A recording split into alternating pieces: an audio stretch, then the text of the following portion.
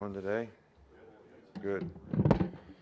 So after watching, the Arkansas game, I think we did a lot of really good things in the game. And I think it was also fairly apparent that when we had mental intensity, good mental energy, good focus, we actually executed pretty well.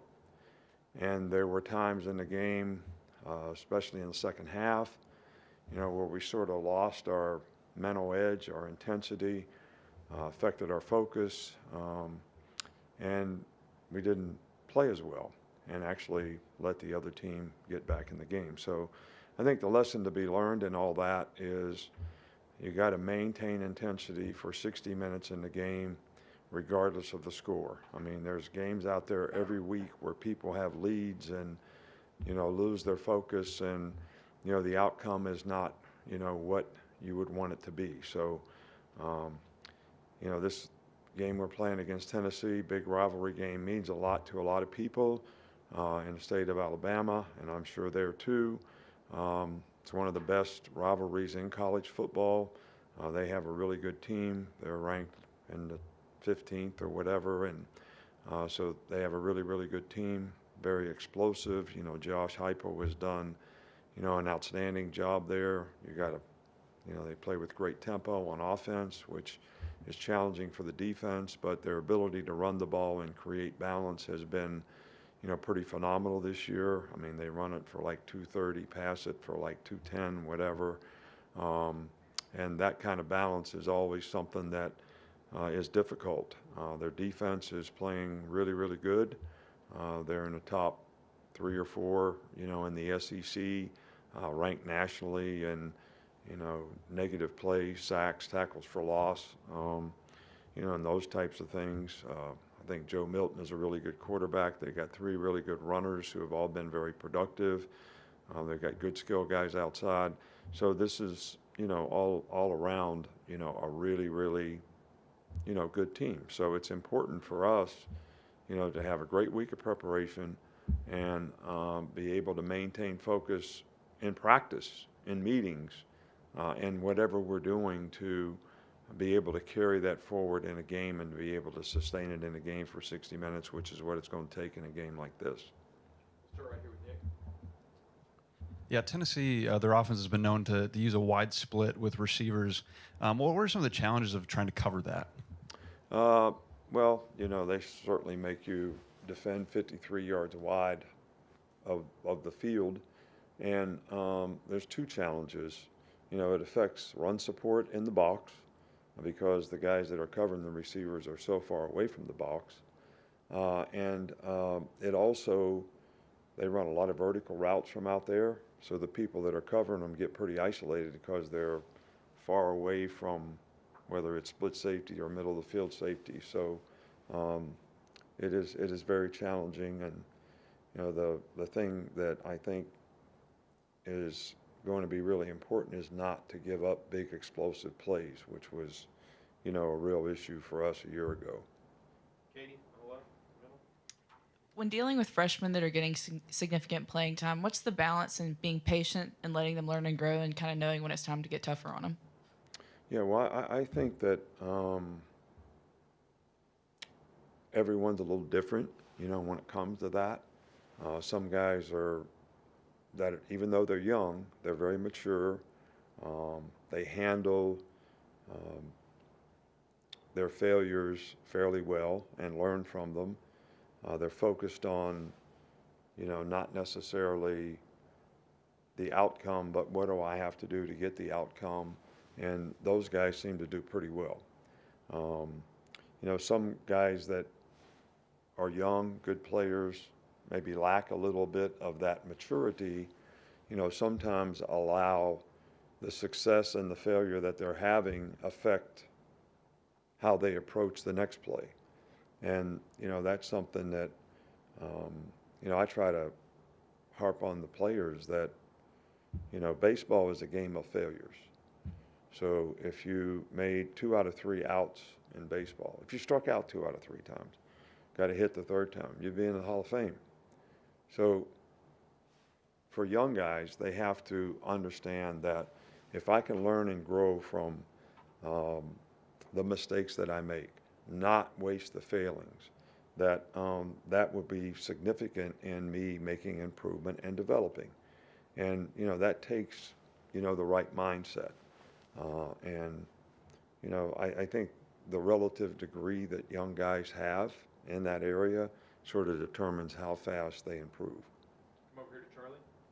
Hey, Coach, you mentioned the negative plays that Tennessee's defense can create. Just how important is it for the pass rush to clean up some of its issues with that? Well, it's very important. It's been important all year.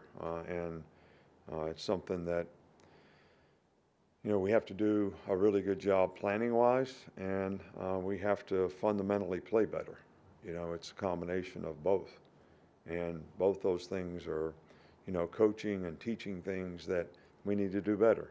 Guys need to set better, hand placement's got to be better, footwork's got to be better, and we got to make sure whatever scheme it is that we're trying to use, that players are capable of doing it without putting themselves in bad position. Go to Matt here in the middle. What do you think of how Quandarius Robinson played on Saturday? Q played good. He played very well. He's been a core special teams guy for us and one of our better special teams players probably ever, here. And when he had opportunities to play in the game, he did a good job. Go in the back with Ryan. Going up against Joe Milton this weekend, in the beginning of the year, everyone was talking about he could throw it 80 yards plus, but now he could beat you with your legs as well. What are you telling your guys this week about a dual threat quarterback like that? Well, I think I don't see, Joe a whole lot different than, what we played against in the past. When Hooker was there, guy can throw the ball. He's accurate. He's got a strong arm. Can make plays down the field, which, they take a lot of vertical shots, and he certainly has the capability of making those plays. But he's also athletic enough to extend plays in the pocket and run if necessary. So don't tell him anything different than any other time you're playing a quarterback. You can't get pushed by the quarterback.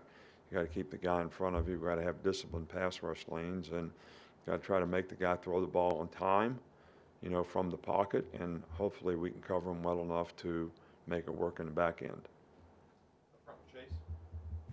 How have the freshman outside linebackers, Keon Keeley and Yanze Pierre, looked in practice this year? Both of those guys came in the fall. So the guys we only had 4 guys that came in the fall. And because those guys weren't here in the spring, they had to try to catch up in the summer. I think their learning curve has been a lot greater. We're pleased with the progress that they're making, but it's hard to get them enough reps at this time of the year to try to get them where they need to be so that they could, make a contribution. I think, Rusal was here earlier, so he's a little bit ahead of the game. Rodak. Just what have you seen from JC Latham, and what went into him staying on the right side, whereas some guys might have made the move to the left previously? Well, he's really a good right tackle. He's played really well. Obviously, being SEC Offensive Lineman of the Week, he had a really good game in the last game, and he's big, strong, physical. He's the prototype, right tackle that everybody would look for in terms of having a power guy who is effective, in being able to pass block well enough. There's, I guess you always hope that if we move the right tackle to the left tackle, that would make everything better. But I guess the question you have to also ask yourself is, would that make us any better at right tackle? Or do you just try to attack the solution of trying to get the left tackle to play to the standard that you need him to play without making multiple changes in the offensive line? So, we could have a debate about that.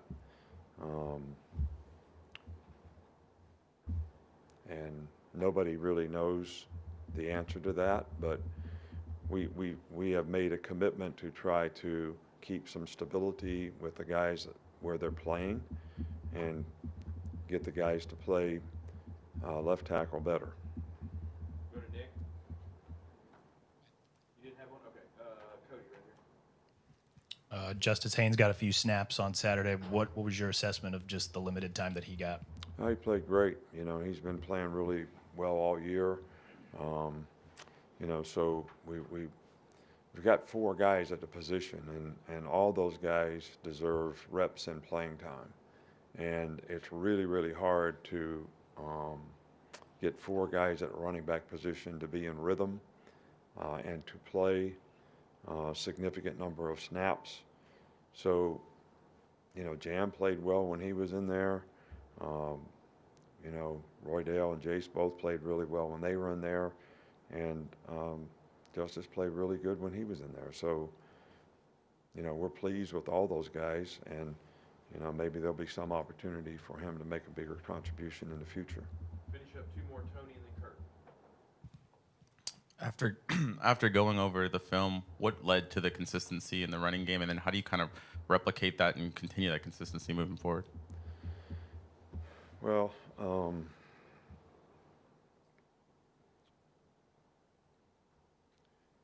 we did run the ball better in the second half, but to me, you know, the way I sort of evaluate it is, what is the efficiency in the running game? In other words, how many 4+ runs did you have versus less than 4? And that's the efficiency that we continue to look for. And it was a lot better in the second half. I think we got a hat on a hat, kind of knew exactly what they were doing, you know, formationally. I think the offensive line did a really good job, you know, in creating some holes, and the backs did a good job of running downhill. So that's the way we want it to be all the time. So, you know, we just got to keep working at it so we continue to develop consistency in that part of our team.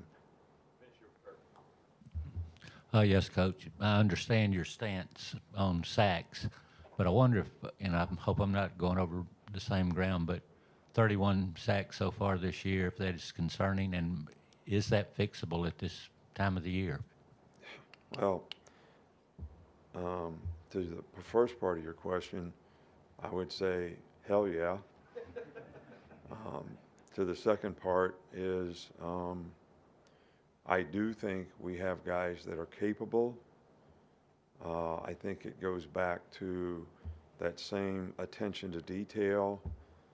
I mean, there's little things like in certain protections, I know I have inside help.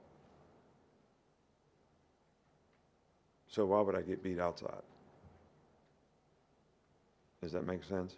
So these are not all capability issues. You know, some of them are things that we could fix.